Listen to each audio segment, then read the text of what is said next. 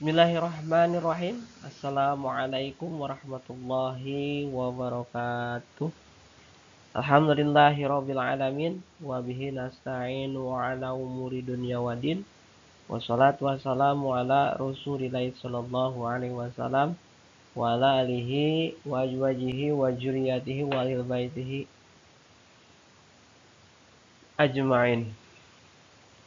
Pertama-tama, marilah kita panjatkan puja dan puji syukur kehadirat Allah Subhanahu wa taala, yang mana senantiasa pada kesempatan kali ini kita bisa berjumpa kembali. Salawat serta salam semoga senantiasa terlimpah curahkan kepada baginda alam, yakni Rasulullah sallallahu alaihi wasallam. Berikut kepada para sahabat, para tabi'in tabi'at, serta kepada kita semua selaku umatnya. Mudah-mudahan kita semua nanti dikumpulkan di yaumil akhir di surganya Allah Subhanahu wa taala. Amin ya Allah ya rabbal alamin. Baik, bertemu lagi dengan saya Sarunul Hidayat. Baik, kita bersama-sama pada kesempatan kali ini kita akan membahas tentang toleransi ya. Di kelas 9 di bab 2.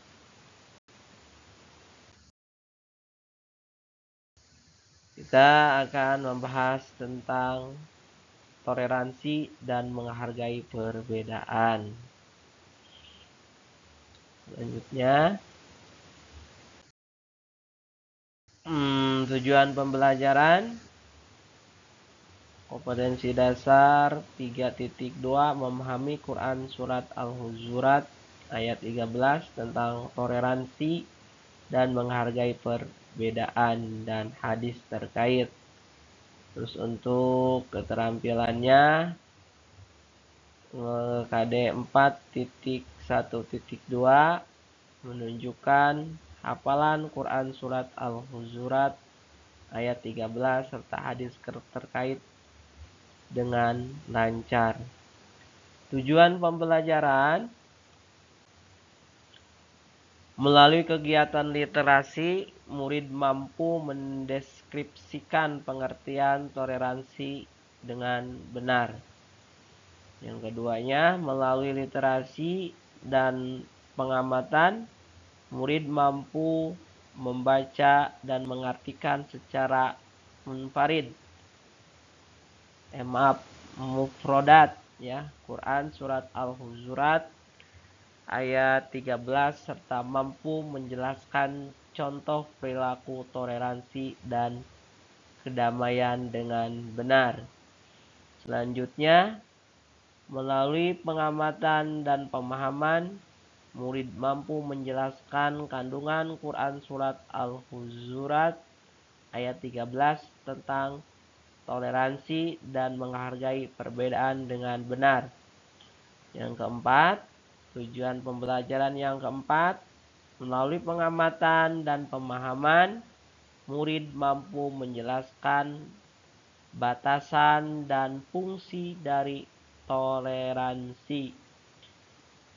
Yang kelimanya, melalui literasi, murid mampu menjelaskan pengertian wakaf dengan benar. Yang keenam, melalui literasi dan pemahaman, murid mampu menjelaskan macam-macam wakaf dengan benar. Yang ketujuh, melalui literasi dan praktek, murid mampu mewakafkan bacaan dengan benar. Wakaf ya, bacaan wakaf tajwidnya. Selanjutnya, menunjukkan hafalan Quran surat Al-Hujurat ayat 13 serta hadis terkait dengan lancar. Tujuan pembelajarannya, melalui kegiatan menghafal, murid dapat mendemonstrasikan bacaan dan menunjukkan hafalan Quran surat Al-Hujurat ayat 13 dengan benar. Melalui praktek, murid mampu mewakafkan bacaan ayat Al-Quran dengan benar. Itu tujuan pembelajaran. Terus peta konsepnya, toleransi dan menghargai perbedaan, membaca Quran Surat Al-Hujurat ayat 13, kajian tajwid dan isi kandungan ayat, terutama ya ayat Al-Hujurat. Terus hadisnya isi dan kandungan hadis. Selanjutnya pengertian toleransi dan menghargai perbedaan, hikmah toleransi dan menghargai perbedaan. Terus implementasi toleransi dan menghargai perbedaan. Ini ya, tertutup oleh gambar saya itunya.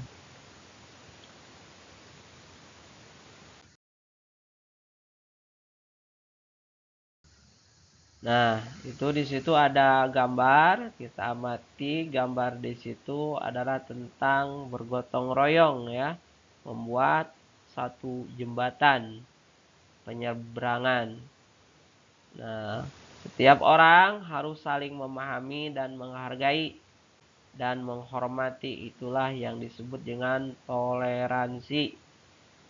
Kita amati gambar di samping, di depan kita, di samping bacaan itu, dengan terjalinnya toleransi, menghargai perbedaan, sehingga bisa kerjasama ya, hidup rukun sesama masyarakat.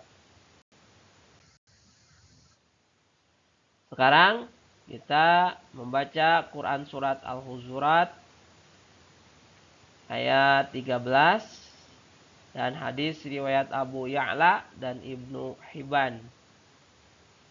A'udzu billahi minasy syaithanir rajim. Ya ayyuhan nasu inna khalaqnakum min dzakarin wa untha wa ja'alnakum syu'uban wa qabaila lita'arafu. Inna akramakum indallahi atqakum. Innallaha alimun khabir. Artinya, wahai manusia, sungguh kami telah menciptakan kamu dari seorang laki-laki dan seorang perempuan. Kemudian kami jadikan kamu berbangsa-bangsa dan bersuku-suku agar kamu saling mengenal. Sungguh orang yang paling mulia di antara kamu di sisi Allah ialah orang yang paling bertakwa. Sungguh Allah Maha mengetahui, Maha teliti. Quran Surat Al-Hujurat ayat 13. Selanjutnya, hadis riwayat Abu Ya'la tentang toleransi. An Anas bin Malik qala Rasulullah sallallahu alaihi wasallam walladzi nafsi biyadih la yadha'ullahu rahmatahu illa ala rahim. Qalu ya Rasulullah kulluna yarham. Qala laisa birahmati ahadikum sahibah yurhamun nasu kafah.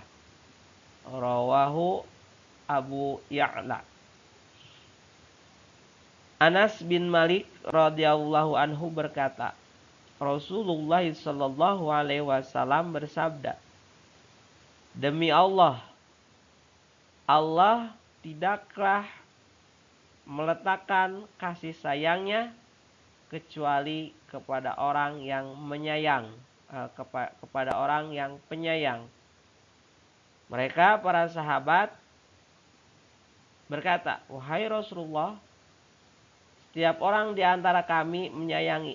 Nabi Shallallahu Alaihi Wasallam bersabda, "Sikap saling penyayang bukanlah di antara kalian menyayangi sahabatnya saja, tetapi menyayangi seluruh manusia." Itu. Jadi menyayangi seluruh manusia. Kita sayang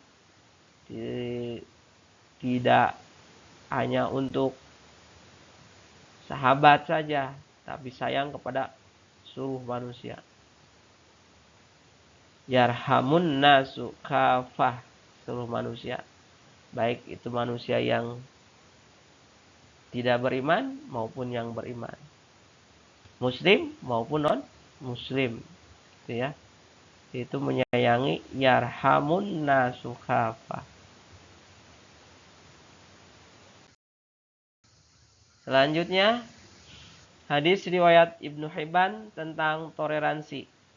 An Anas bin Malik, anna Rasulullah sallallahu alaihi wasallam qala, al-mu'minun min aminatun nasa wal muslimun man salimal muslimuna min lisanihi wa yadihi wal muhujiru man hajara su'a walladzi nafsi biyadihi la yadkhulul jannata abdul la ya'minu jarahu bawa'iqahu.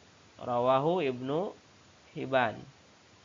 Artinya diriwayatkan dari Anas bin Malik radhiyallahu anhu bahwa Rasulullah shallallahu alaihi wasallam bersabda, mukmin adalah ialah orang yang di mana seluruh orang merasa aman bersamanya. Muslim adalah orang yang seluruh muslim yang lain selamat dari gangguan lisan dan tangannya. Dan orang yang berhijrah adalah orang yang menjauhi hal buruk demi zat yang menguasai jiwaku. Tidak bisa masuk surga seseorang hamba yang tetangganya tidak aman dari gangguan-gangguannya. HR hadis riwayat Ibnu Hibban. Itu ya, itu tentang toleransi. Hadis ini menjelaskan mukmin itu, orang yang mukmin itu ialah orang yang dimana seluruh orang merasa aman bersamanya. Tidak ada diteror, tidak diganggu, gitu. Terus kalau muslim, orang disebut orang muslim itu yang apabila orang yang muslim yang lain selamat dari gangguan lisannya, tangannya nggak diganggu, tidak dihina, tidak dijelekan, tidak dikumpat, tidak dimarahi. Itu namanya orang yang muslim. Gitu. Dan orang yang hijrah itu menjauhi hal yang buruk. Kalau kita sudah bisa menjauhi hal-hal yang buruk, misalkan dari kelas 9, masih ada misalkan teman-teman kita yang masih sering bolos. Nah, kita jauh itu, hindari sifat bolos tadi. Nah, itu disebutnya hijrah. Dari perkara yang tidak baik kepada yang baik, termasuk hijrah. Seperti itu. Selanjutnya kajian tajwid, isi kandungan ayat dan hadis. Kajian tajwid. Sekarang kita kalimat yang pertama yang digarisbawahi adalah huruf nun, an-nasu. Ada nun bertasydid namanya gunnah. Keterangannya dibaca secara mendengung. An-nasu. An-nasu. Kalimat yang kedua adalah inna. Inna. Inna. Berarti berarti yang na-nya di situ ialah mad tabi'i. Ada alif didahului fathah, atau istilahnya alif sesudah patah, sudah baris patah, alif didahului patah. Hukum bacaannya adalah keterangan hukumnya adalah mad tabi'i. Keterangannya dibaca panjang 2 harokat atau 1 alif, 2 ketukan, 2, kalau dalam lagu itu 2 not gitu ya, 2 not lagu mungkin kalau tidak salah. Inna, itu mad tabi'i. Selanjutnya adalah yang digaris bawahi di situ adalah nun dan zal. Ada nun sukun bertemu dengan zal. Hukum bacaannya adalah ikhfa. Gitu ya. Keterangannya dibaca secara samar-samar dan mendengung.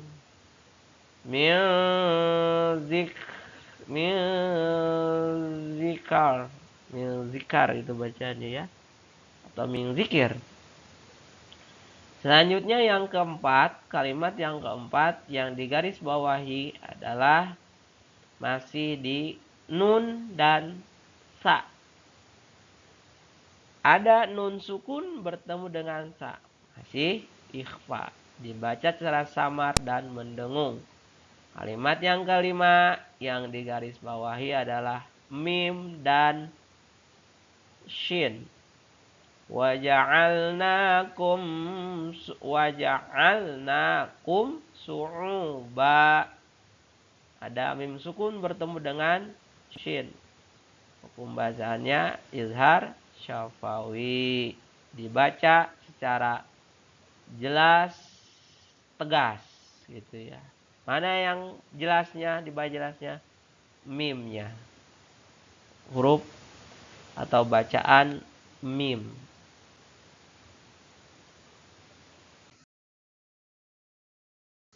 Selanjutnya, kajian tajwid masih di kalimat yang keenam. Yang digaris bawahi kita lihat adalah huruf ba. Ada alif di situ, ada waw juga. Su'ubau, su'ubau wa qabaila. Su'ubau wa qabaila. Ada tanwin bertemu dengan waw. Hukum bacaannya adalah idgham bigunah. Keterangan suara tanwin dimasukkan ke dalam bunyi waw. Suara tanwinnya bau, su'ubau wa qabaila. Selanjutnya kalimat yang ketujuh yang digaris bawahi adalah ain dan alif. Lita'arafu, ada harokat patah bertemu dengan alif. Hukumnya adalah mad tabi'i. Keterangan dibaca panjang 2 harokat 1 alif. Di situ juga di kalimat yang terakhir ada rofu sama, yaitu masih mad tabi'i. Ada waw sukun sesudah baris domah gitu ya. Selanjutnya kalimat yang ke-8 adalah inna. Itu ada nun tasdid. Tuh, huruf gunah. Kalau kata istilahnya gunah musadadah, kadang ada yang bilang gunah musadadah. Hurufnya ada 2. Nun bertasdid dan mim bertasdid gitu ya. Kalau kita dalam Al-Qur'an menemukan nun dan mim bertasdid, maka hukum bacaannya adalah gunah atau gunah musadadah, dibaca secara mendengung. Inna gitu ya. Selanjutnya yang digaris bawahi adalah nun dan dal. Kenapa? Karena di situ adalah indallah. Ada nun sukun bertemu dengan dal atau nun sukun bertemu dengan huruf ikhfa. Hukum bacanya samar-samar dan mendengung. Selanjutnya kalimat yang ke-10, alimun khobir, yang digaris bawahi adalah huruf mim dan kho. Huruf mim bertemu dengan huruf kho adalah izhar halqi, dibaca secara jelas.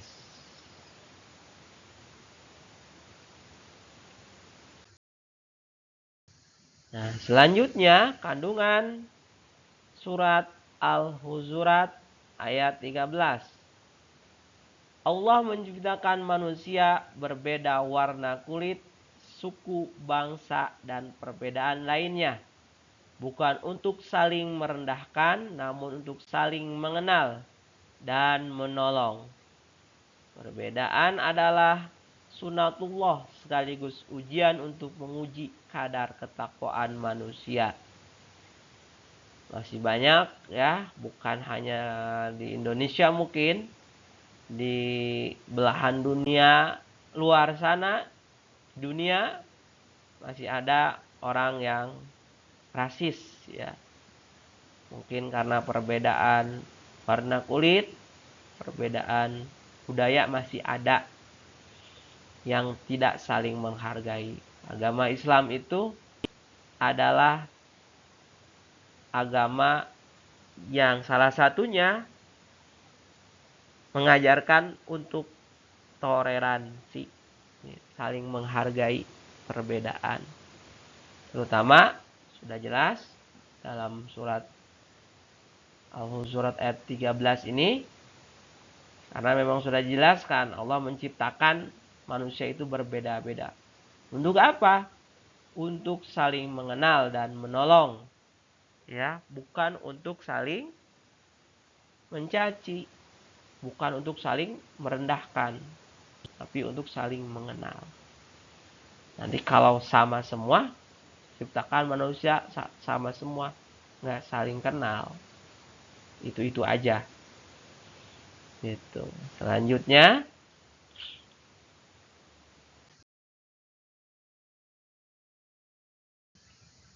kandungan hadis riwayat Abu Ya'la dan Ibnu Hibban. Allah tidak menyayangi hambanya yang tidak saling menyayangi sesama manusia atau ciptaan Allah lainnya. Gitu. Jadi di poin pertama ini tentang hadis Abu Ya'la dan Ibnu Hibban. Poin pertama, Allah tidak menyayangi hambanya yang tidak saling menyayangi sesama manusia atau ciptaan Allah lainnya. Banyak ya ciptaan Allah di lingkungan kita, tumbuhan, hewan, banyak. Makanya kita harus saling menyayangi sesama makhluk ciptaan Allah. Selama hewan tersebut, binatang tersebut tidak membahayakan kita. Kalau membahayakan kan ada itu beberapa hewan yang sunnah untuk dibunuh, terutama yang membahayakan bagi manusia. Itu sunnah untuk kayak seperti binatang berbisa dan binatang-binatang yang memang memudaratkan, gitu ya. Itu sunnah untuk dibunuh. Dan ada juga binatang yang haram untuk dibunuh, kayak seperti lebah. Karena lebah itu manfaatnya banyak untuk manusia.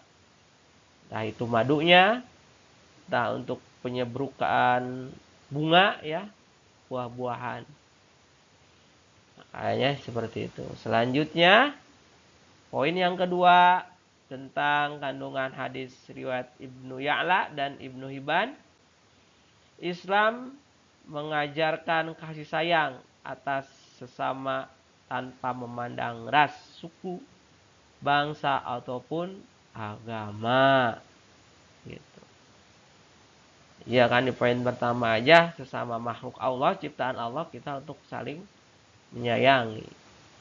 Sama apalagi sesama manusia, cuma perbedaan ras, suku, bangsa ataupun agama jadi masalah. Selama tidak mengusik agama kita gitu ya. Kalau cuma sebatas untuk berkomunikasi, kayak berdagang, bersosialisasi ya, kayak dagang, boleh sama non muslim, punya teman mungkin sama non muslim boleh gitu ya, untuk hidup bersosialisasi dengan non muslim sekalipun itu dibolehkan. Bahkan Rasulullah pun banyak sahabatnya, atau ada ya sahabatnya yang dari kalangan Nasrani seperti itu. Selanjutnya, sikap toleransi melahirkan keadilan, kedamaian, dan sesama aman, sesama yang saling menguntungkan. Contohnya apa? Yang saling menguntungkan ya tadi, kayak bersosialisasi, dagang, punya banyak teman gitu ya, meskipun itu non muslim, itu banyak keuntungan. Salah satu ya, banyak teman, banyak saudara. Misalkan nanti kita main ke Jakarta, kalau di sana ada teman, enak. Kita bisa main ke rumah teman tersebut. Misalkan kalau kemalaman, bisa nginep tanpa harus menyewa penginapan. Mungkin itu salah contoh kecilnya seperti itu. Banyak teman, banyak saling bertoleransi, saling menghargai, termasuk ibadah pun menjadi tenang, rukun, aman, seperti itu.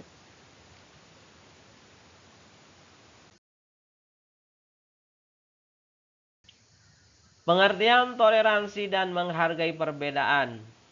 Pengertiannya, toleransi berasal dari kata bahasa Inggris toleran, yang artinya berlapang dada. Dalam bahasa Arab disebut tasamuh, yang artinya tenggang rasa. Secara istilah, toleransi dapat diartikan saling menghormati, menghargai antara sesama manusia dalam kehidupan bermasyarakat. Itu ya, pengertian toleransi. Hikmah toleransi yang pertama, hikmahnya nih, kalau kita sesama agama, berbeda agama, bertoleransi, salah satu hikmahnya adalah menumbuhkan sikap saling menghormati antara sesama, menciptakan ketenangan dan ketentraman dalam kehidupan bermasyarakat, menjauhkan satu kelompok merasa sombong atau lebih hebat dari kelompok lain. Yang selanjutnya, menumbuhkan persatuan dan kesatuan bangsa, melahirkan keharmonisan dalam kehidupan berbangsa dan bernegara. Itu adalah hikmah di balik saling menghargai atau toleransi. Selanjutnya, implementasi toleransi di sekolah dan masyarakat. Di lingkungan sekolah, toleransi di sekolah bisa diimplementasikan dalam kegiatan diskusi dengan menghargai perbedaan pendapat dan tidak merasa pendapat pribadi paling benar. Dari lingkungan sekolah menerapkannya, mengimplementasikannya dengan berdiskusi dan saling menghargai pendapat teman kita dan tidak merasa paling benar pendapat kita. Kalau di lingkungan masyarakat, toleransi di masyarakat bisa implementasikan dengan tidak berbuat gaduh ketika tetangga yang berbeda agama sedang beribadah. Itu salah satunya, dan masih banyak yang lain. Nah, sekian, kurang lebihnya mohon maaf apabila ada perkataan yang salah. Itu semata dari diri saya pribadi. Adapun yang benar itu adalah kehendak Allah Subhanahu wa taala. Akhirul kalam, usikum wa nafsi bitaqwallah. Wassalamualaikum warahmatullahi wabarakatuh.